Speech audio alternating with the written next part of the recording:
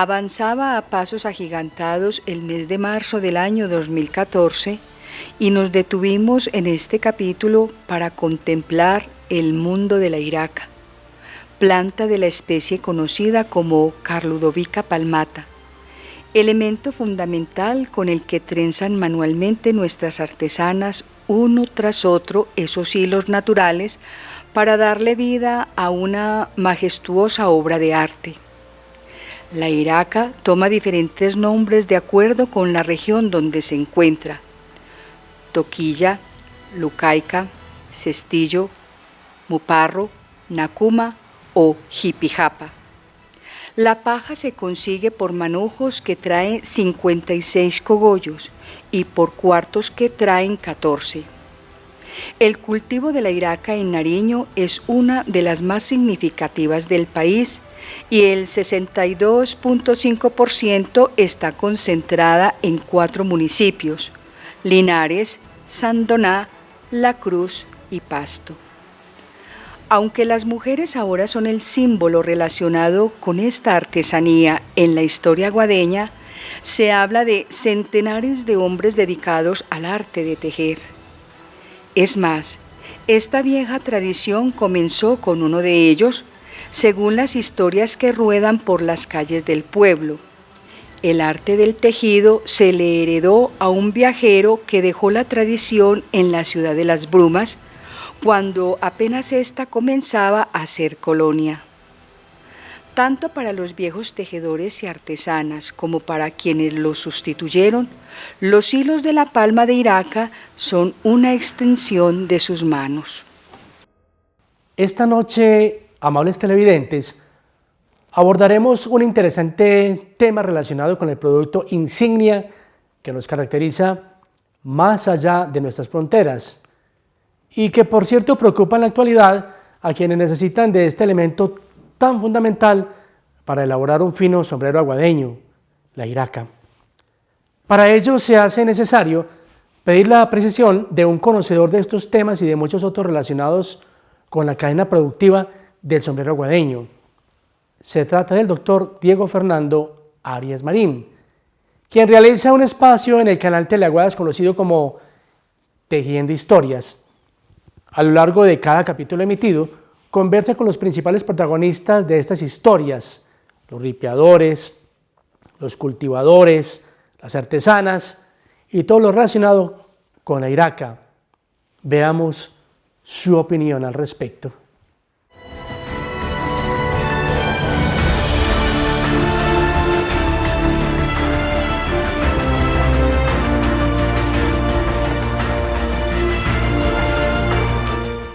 Bueno, nosotros entendemos que el proceso de cultivo de la iraca es un proceso que es complejo en el sentido de que en este momento en nuestro municipio no hay grandes cultivos de iraca, son pocos los cultivadores y ripiadores realmente, y dentro de esa cadena de valor, este grupo, digamos, de cultivadores y ripiadores que sentimos que hay que reforzarles, incentivarlos, porque realmente no hay un gran abastecimiento.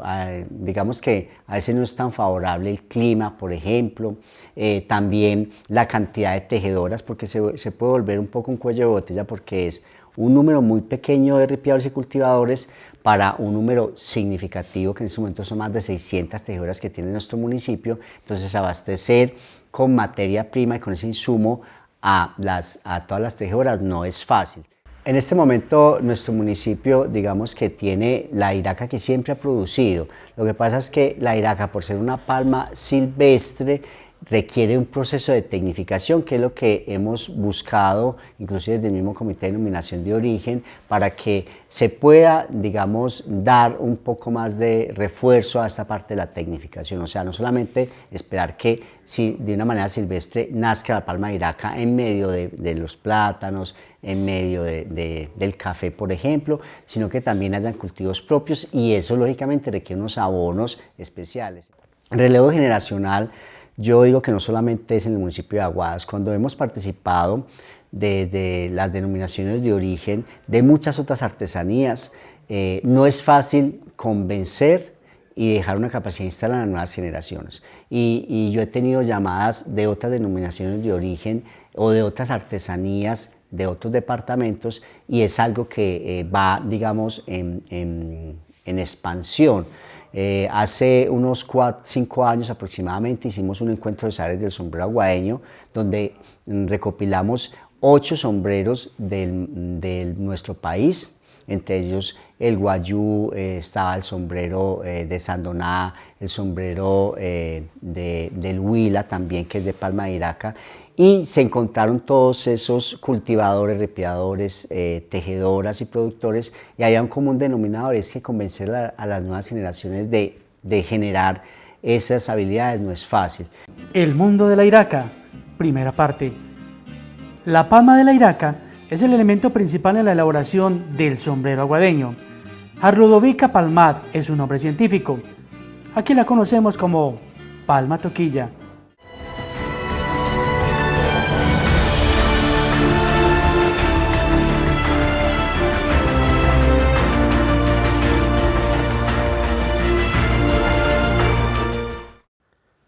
Todos los jueves, viernes y sábados, los cultivadores de la Iraca bajan desde las veredas Boquerón, Los Charcos y Pito al Parque de Bolívar. Se acomodan en una de las aceras cuando la luz del día no ha hecho que las ventanas se abran y las montañas están aún cobijadas por la bruma, mientras las artesanas aprietan el paso para alcanzar la mejor Iraca. Ordinario, regular y fino son los tipos de tejido que se conocen por estas tierras. Invitamos a nuestro programa en esta noche a una de las artesanas reconocidas por su fino trabajo en la actualidad. Se trata de doña Hermelina Escobar Nieto. Le solicitamos a ella su opinión sobre este valioso tema. Y esto nos respondió para el programa Aguas del Ayer: recordar es vivir. Yo llevo 63 años. Aprendí al lado de una tía. Ella se ponía a tejer y yo me paraba a un ladito de ella a mirarla, verla. Y ya, por ahí fui aprendiendo, más fácil. Ya lo que mi mamá me enseñaba, pero entonces no, ya sabía más harto. Yo me voy a las 6 de la mañana el día jueves o viernes a ir a conseguirla, a escoger pues la que no me toque muy mala, porque ya está muy escogida. Como yo traigo por ahí para las vecinas, hay veces traigo 5 cuartos, 6 o 2. ¿Cuánto valen esos 5 cuartos? Valen 50. Y ahora el negocio de este sombrero está muy bueno.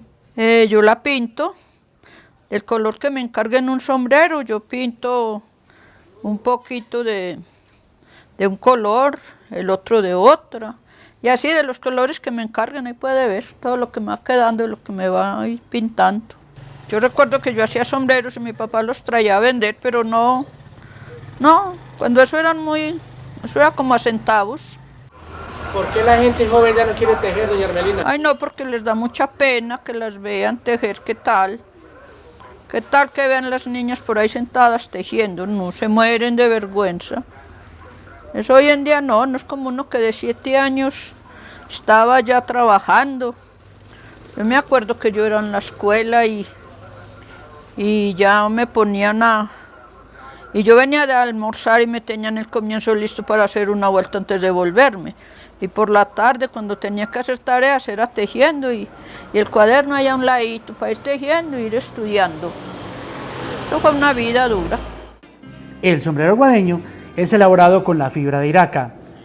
Desde la segunda mitad del siglo XIX, merced a la laboriosidad y el ingenio del señor Crisóstomo Flores, quien destrenzó y volvió a tejer un sombrero, repitiendo varias veces la labor de un sombrero traído desde Guayaquil, Ecuador, enseñando tal arte que tuvo gran apogeo en su momento.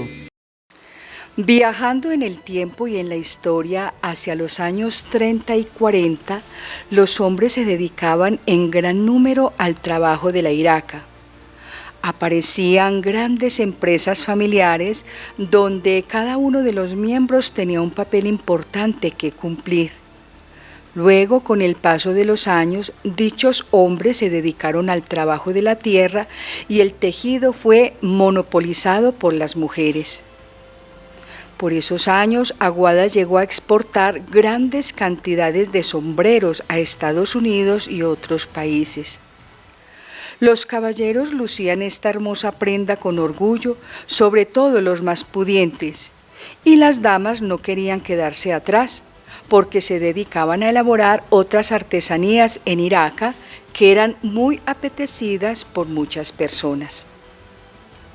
Con el paso de los años se vio la necesidad de darles un mejor valor agregado a este producto para que las tejedoras y artesanas vieran bien pago su duro trabajo. La Cooperativa Artesanal de Aguadas, creada en 1975, nació precisamente para reconocerles a ellas su ardua labor. Al igual que nuestros otros invitados, fuimos hasta allí y esto nos comentaron sobre las ventas que se realizan en la actualidad a otros países y cómo se reconoce desde este lugar el trabajo de gran cantidad de mujeres que se dedican a la elaboración de un fino sombrero bien aguadeño. La Cooperativa Artesanal de Aguadas se encarga de la compra y comercialización de las artesanías de nuestras asociadas, pues de nuestras artesanas asociadas, básicamente del sombrero aguadeño y de todas las demás artesanías que ellas elaboran. Nosotros manejamos básicamente 4 tipos de sombreros, ¿cierto? El sombrero corriente, fino, extra fino y tipo exportación o super fino. Digamos, las ventas hacia otros países están muy limitadas en cuanto al envío, pues, de la mercancía como tal.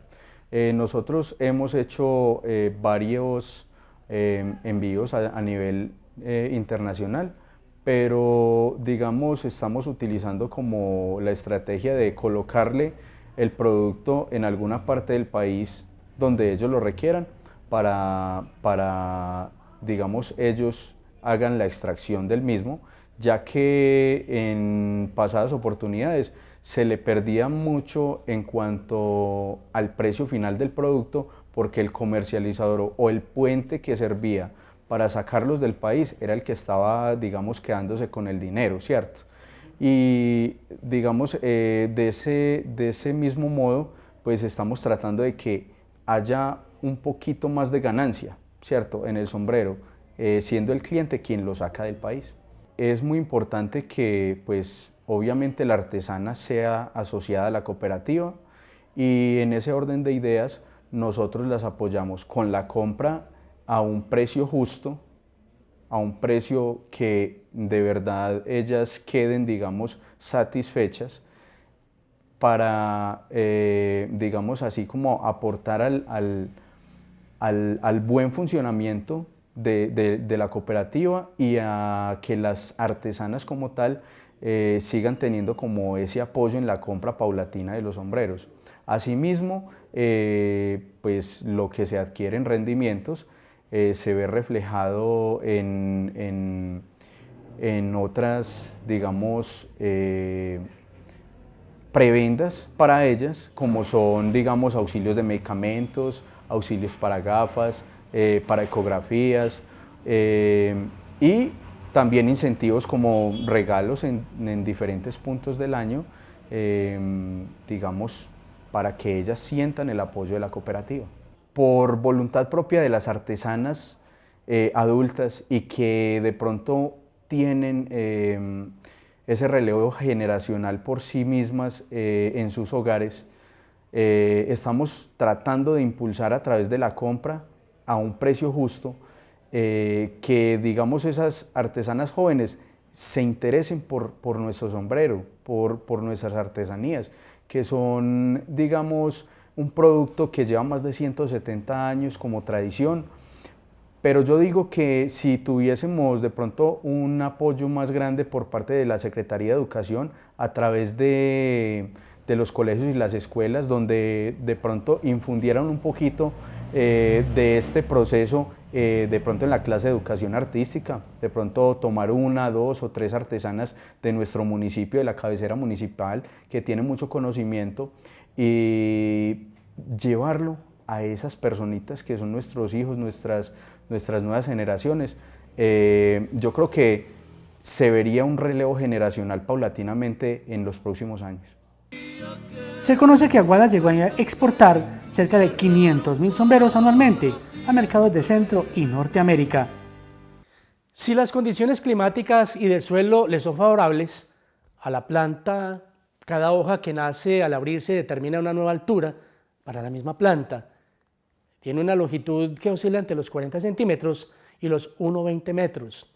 Los campesinos comienzan la siembra de la iraca en menguante, pues dicen los que saben que la paja sale más fina, porque si lo hacen en creciente va a ser muy malita y quebrajosa. De las hojas salen los cogollos y de esto las fibras, luego de ser ripiadas, es decir, separadas de las hojas, son cocinadas y estufadas, lo que significa que se introduce en una estufa con vapores de azufre para darles el blanco y luego son secadas al sol por una semana. Los ripiadores son humildes campesinos que se dedican al tratamiento de la iraca, su proceso y todo lo relacionado con la adecuada preparación, que debe emplear diferentes técnicas y secretos heredados de sus abuelos. Uno de los ripiadores más famosos y recordados de aquella época fue don Manuel Antonio López Acevedo. La mayor parte de su vida la dedicó a este trabajo. Este capítulo, amables televidentes, fue narrado el 17 de marzo del año 2014 y se convierte en la quinta historia en nuestro programa Aguadas del Ayer, Recordar y Vivir, e hizo parte de la sesión del noticiero del canal Teleaguadas, que para esa época se conoció como NTA Noti Aguadas. Desde 1931, los ripiadores y pajeros, utilizando un elemento llamado la tarja, fueron haciendo su aparición en Aguadas. Las microempresas familiares y de amigos eran muy comunes, se generaban numerosos empleos y el papel de la mujer es fundamental en su elaboración. Los hombres con porte y elegancia lucían su sombrero aguadeño, los más pudientes los utilizaban de una mejor calidad. La palma de la que proviene la paja se siembra en varias veredas aguadeñas, especialmente en las más cálidas, pero no puede sobrepasar los 24 grados centígrados. Los cultivadores acomodan sus plantíos en jardines y solares, en cada espacio donde puedan sacarle provecho a la tierra. Aunque existieron extensos terrenos cubiertos con la planta, en Aguadas se recuerda muy especialmente a don Jairo Peláez Salazar, dueño de uno de los iracales bastante grandes en su momento. Don José Albeiro Franco Valencia tuvo la oportunidad de trabajar durante varios años con este personaje. Vive actualmente en la vereda Los Charcos. Su casita es humilde y el lugar donde realiza todo el proceso a la iraca es muy artesanal. Un vecino le colaboró para hacer la ramada donde se seca la paja. Lo abordamos en su sitio de trabajo en una de las aceras de la plaza principal y le preguntamos por don Jairo Peláez Salazar, sus recuerdos y cómo aprendió el arte del ripiado de la iraca, el proceso que realiza de forma artesanal y algo más que enriquecerán estas bellas memorias. Don Jairo, que fue muy buen patrón conmigo. Nos daba trabajito cuando estábamos varados, era el único que los varaba a uno. Sí, ¿dónde vivía usted cuando conoció a don Jairo Peláez? En la finca de él. ¿Dónde era la finca? Llamada Los Mangos, finca Los Mangos. ¿En dónde? ¿En qué vereda? En la finca La Loma. ¿Pero en qué vereda? Finca La Loma. ¿La vereda de Los Charcos? Sí, no, más allá. Más allá de la vereda de Los Charcos. Albeiro, ¿cómo eran los iracales de don Jairo Peláez en ese momento? Ah, que eran muy bonitos. Eran grandes, inmensos. Ripiaban siete ripiadores. Sí. Había que cortar paja para 7 ripiadores. Cada uno tenía su rancho para ripiar. Sí. ¿Y de cuántos años está trabajando usted con don Jairo Peláez? No, yo empecé a trabajar como de la de 12 años con don Jairo. De 12 12 años. Sí, señor. ¿Qué le enseñó don Jairo? ¿Qué aprendió de él? Yo aprendí muchas cosas porque yo le cogollaba a los ripiadores y pues yo fui aprendiendo yo. Aprendiendo. Y ya. ¿Usted llegó a tener su propio cultivo de iraca en la finca de él o en su casa? No, yo la compro. ¿Usted compra la palita? Sí, señor. de iraca? Listo. Bello, ¿cuánto lleva usted en la parte del ripiado de la iraca? Voy para 32 años ya. Me la llevan verde a la casa y yo la ripeo, la cocino. Después de cocinada se echa el sol. Después del sol ya se echa la estufa. Para que salga así ya blanquita, ¿ves? Hay que echarle azufre. ¿Cuántos ripiadores quedan en Aguada, Salveiro? Somos dos. Por ahora somos como 6. La imagen de doña María Valencia Gallego le ha dado la vuelta al mundo. Por más de 70 años fue tejedora de sombreros. Quizás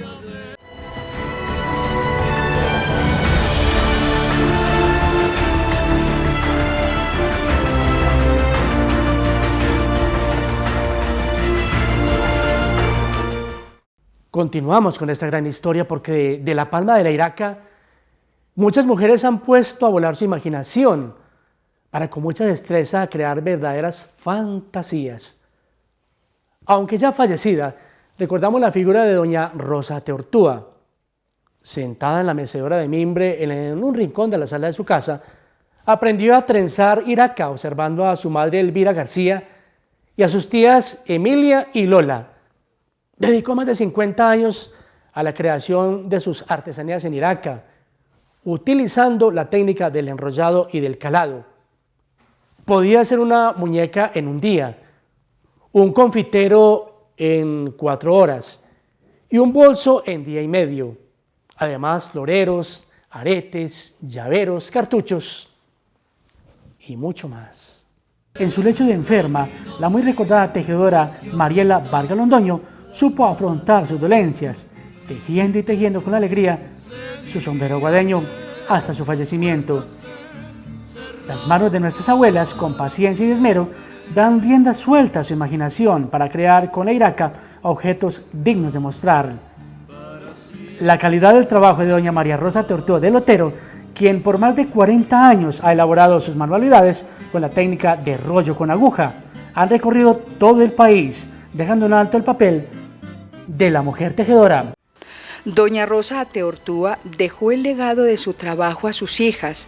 Una de ellas es Marta Nidia Lotero Ateortúa, quien aprendió este bello arte con paciencia y mucho amor.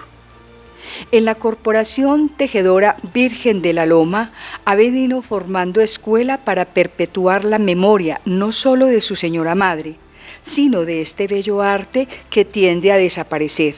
También la tuvimos en cuenta en esta historia y en una amena conversación en su residencia para nuestro programa. Esto nos comentó sobre esos viejos recuerdos. Mi mamá no fue capaz de aprenderle a la abuelita, que ella se sentaba aquí a tejer y ella les decía, aprendan alguna cosa que yo no les voy a durar toda la vida. Entonces ella no les entendía. Y resulta y sucede que la abuelita le dijo a una vecina que ella que sabía que por qué no les explicaba a las muchachas que a ver si ellas aprendían más fácil con ella, que porque a ella no le entendían y que ella le daba mucha rabia. Bueno, entonces ella habló con la vecina y la tal vecina no quiso enseñarles, que no tenía tiempo, siempre les sacaba disculpas. Bueno, entonces, un fin de semana que una señora del campo venía a posar donde ella le dijo, les contaron el cuento que Julanita había dicho que no podía enseñarles y esto, bueno, y entonces ya la señora dijo, ay, ustedes se embobaron, ¿para qué no me habían dicho? Yo les enseño. Entonces ella se programaba los fines de semana que ya venían al pueblo a mercar y a eso, y se venía y les enseñaba. Como ellas tenían tantas ganas de aprender, mi tía y ella, y mi mamá, de aprender las cositas que ella sabía, en un 2x3 aprendieron con la señora y ya siguieron. Entonces mi mamá inicialmente aprendió muy bien lo del sombrero, pero con las artesanías que la señora les enseñó, lo vieron más viable para seguir trabajando. Y ella elaboraba de todo, ¿cierto? Pero le gustaban más las artesanías. ¿Por qué? Porque la artesanía se hace con más habilidad, se ahorra paja, no era como tan esclavizante como el sombrero, económicamente se vendía en ese entonces mejor que el sombrero. Mi mamá dice que desde que tenía 12 años y ella hasta que murió, mejor dicho, hasta en el hospital quería trabajar, que pesar ya en las últimas se decía, ay, mi hija se quedó la muñeca empezada, qué bueno que me aliviara para terminarla. Ella era como con ese amor a la artesanía hasta casi que murió. Pues, a ver, nosotros desde muy niñas las veíamos a ella y entonces nosotros aprendimos viéndola. Pero ella nos decía, estudien primero, y bueno, y estudien primero, que el estudio es muy importante. En vista de que ella quedó viuda tan joven, con tantos niños chiquitos, entonces ya nos tocó a aprender y a seguir haciendo todo esto para ayudarle económicamente a ella. ¿Por qué los jóvenes de hoy en día no quieren como tejer y aprender este tipo de arte? ¿Por qué? Porque hoy no hay tanta necesidad como ahora años y hoy no es capaz como de meterles uno ese chip de que tienen que aprender algo en la vida, un arte o algo, porque pues el estudio es muy hermoso y todo, pero sacan un grado y si no lo ejercen ahí se quedan estancados. Vea, yo diría, ¿por qué a nosotros nos gusta el crochet, nos gusta la costura, nos gusta esto? Personalmente a mí. Porque en el colegio, cuando yo estudiaba, existía una hora de manualidades. Esto lo podían poner como cátedra de manualidades para que no se pierda la tradición. Porque a uno lo obligaban. No era que uno lo hacía por si quería, no. Si el que no me traiga la tarea, pierde. Entonces hoy en día no sé cómo lo trabajarían con los alumnos hoy en día, pero si lo volvieran cátedra, les aseguro que el arte no se acabaría. De esta manera, amables televidentes, hemos recurrido al pasado y a los testimonios de quienes hicieron parte de esta valiosa historia. Se hace necesario brindarle todo el apoyo a todas estas mujeres que han dedicado toda su vida a la elaboración de esta bella artesanía, y a todos aquellos ripiadores que también han dejado huella. Aunque muchas de ellas su calidad de vida no es muy buena, de igual manera hemos querido rendir un sentido homenaje a su arduo trabajo. Esperamos haber llenado las expectativas con el episodio emitido esta noche, y nuestro compromiso será seguir investigando y profundizando sobre estas viejas historias, porque en el Aguas del Ayer recordar es vivir. Feliz noche para todos ustedes y hasta una próxima oportunidad.